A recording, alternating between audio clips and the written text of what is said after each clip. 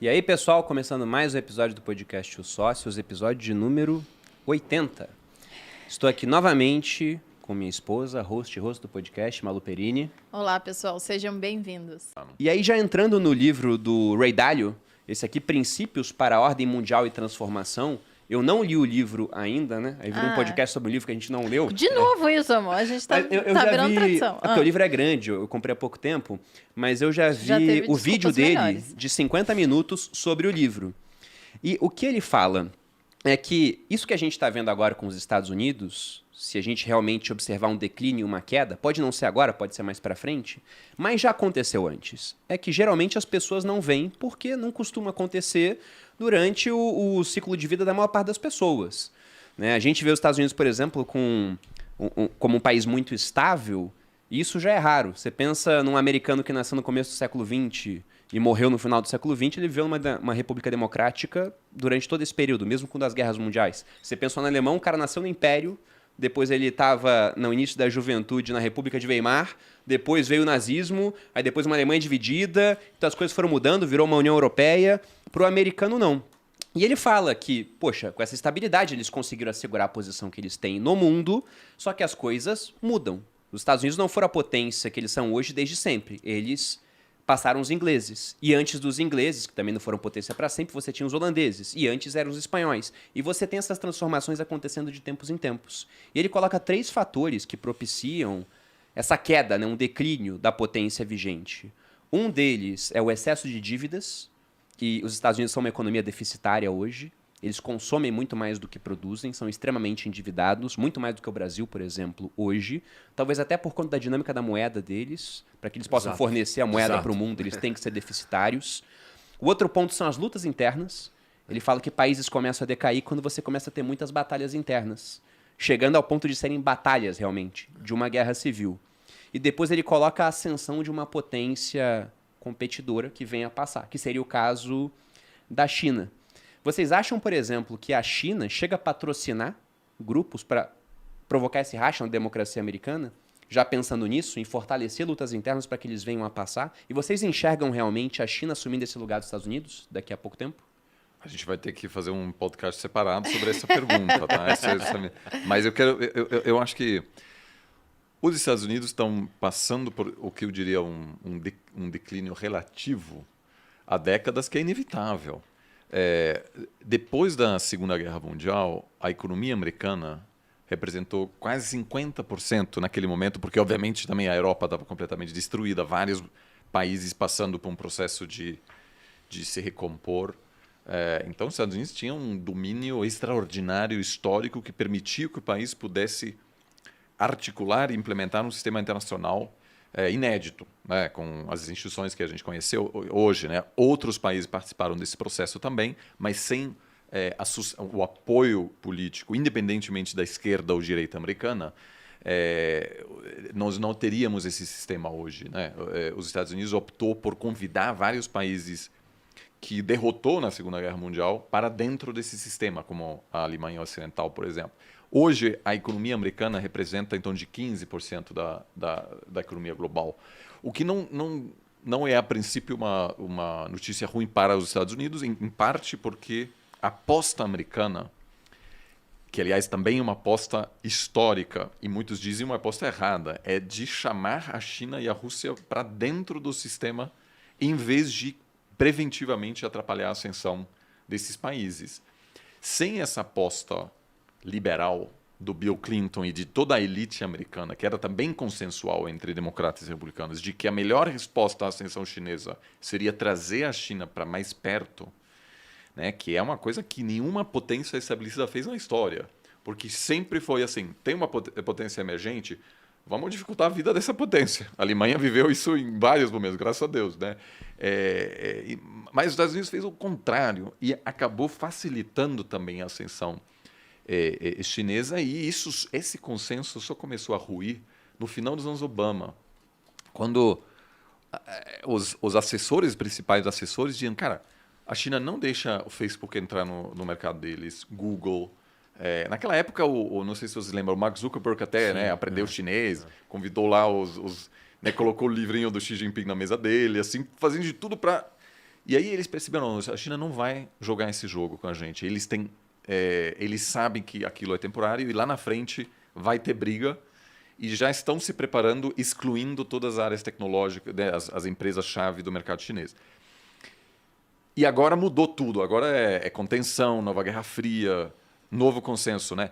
Então, assim, eu acho que a China...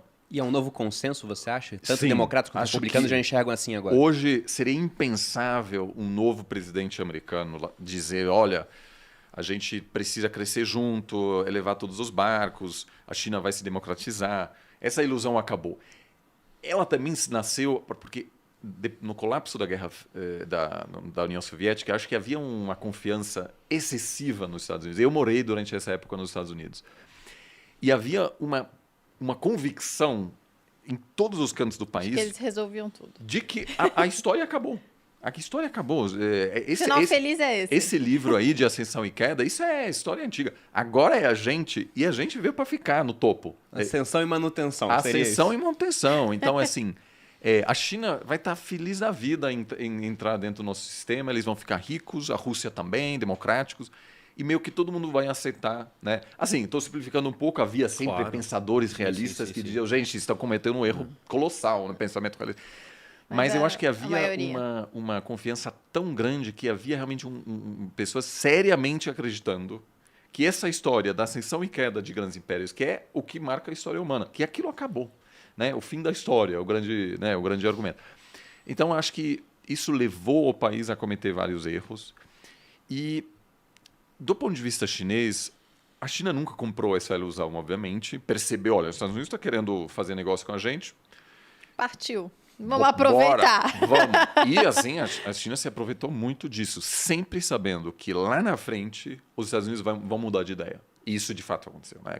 10, 20 anos atrás. Ninguém na China achou que os Estados Unidos iam ficar tranquilos com a China superando os Estados Unidos como principal economia, que obviamente a China ia articular suas instituições, suas regras e não topar, aceitar todas as bases americanas em sua volta.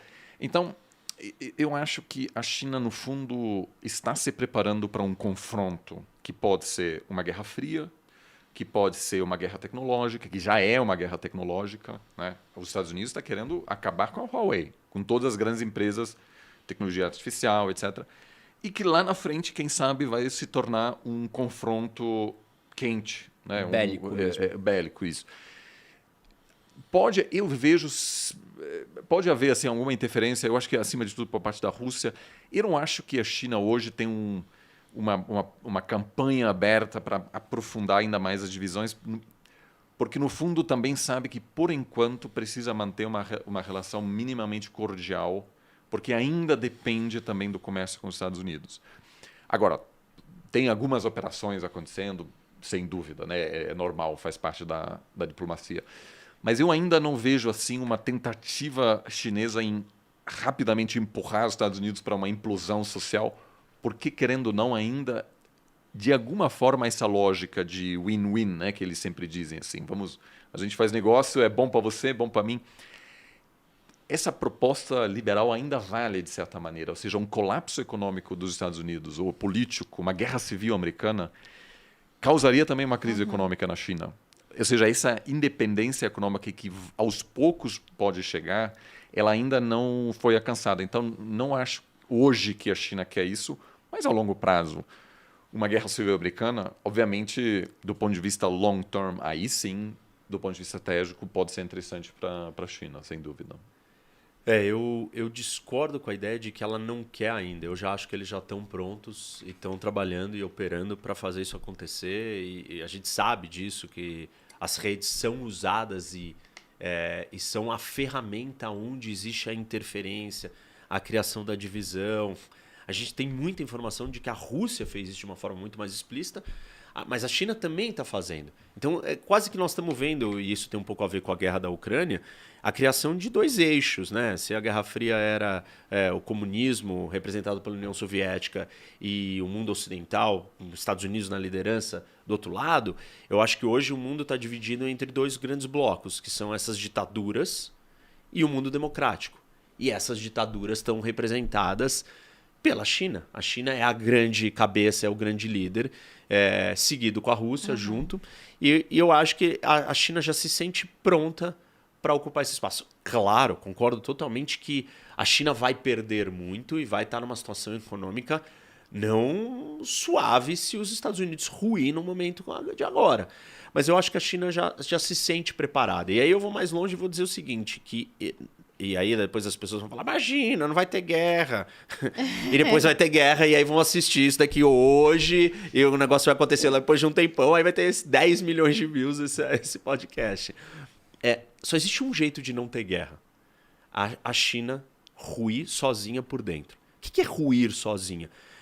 Na última era geopolítica, ela acontece do fim da Guerra Fria, ou seja, de 1990, até 2022. Hoje, em 2022, com a invasão da Ucrânia, nós entramos numa nova era, que nós não sabemos como vai ser. Mas do final da Guerra Fria até hoje, um dos fenômenos que aconteceram nessa era foram, por exemplo, o fim do crescimento japonês e a ascensão chinesa. E as economias dos dois, apesar das diferenças de tamanho e tal, elas seguem um modelo parecido, focado em exportação, protecionista. Claro, o Japão é uma democracia, é outra história, mas mesmo assim, esse modelo pode chegar a uma exaustão. Potencializado porque na China nós não temos as aberturas econômicas necessárias para o capitalismo triunfar, para a economia de mercado continuar sendo inovadora, pujante. Você vê a história dos grandes bilionários ou empresários chineses. Somem, desaparece, fica lá. Qual que é o próximo passo? Vamos prender, vamos desmantelar, vamos pegar para o Estado. Então, esse terreno, ele não é um terreno fértil para esse país continuar organicamente. Claro que é muita gente centralizada e controlada por uma autoridade única que direciona para onde o país vai. Então, a força disso é inegável, mas não é orgânico, não é natural, não tem a mesma resiliência.